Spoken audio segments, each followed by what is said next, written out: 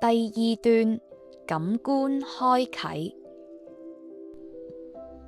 保持坐姿或站姿，呼吸1次。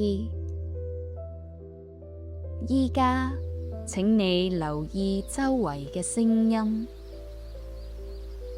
遠處嘅車聲，近處嘅冷氣聲，或者係你呼吸嘅聲音。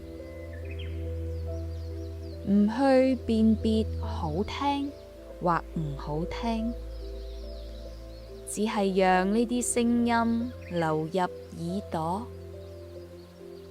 試下揾出5種唔同嘅聲音，讓自己沉浸其中。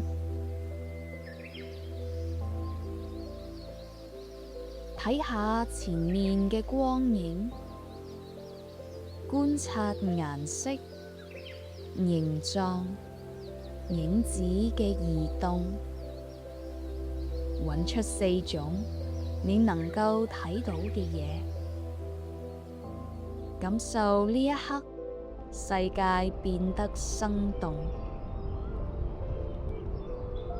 感受你皮膚同衣物嘅觸碰，感受下半身被地下承托嘅紮實感。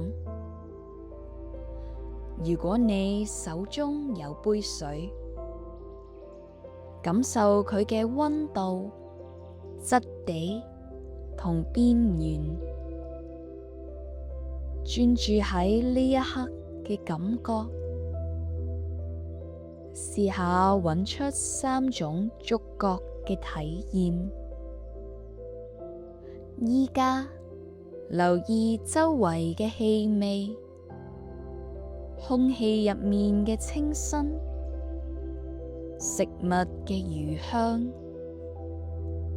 或者身上淡淡嘅香味。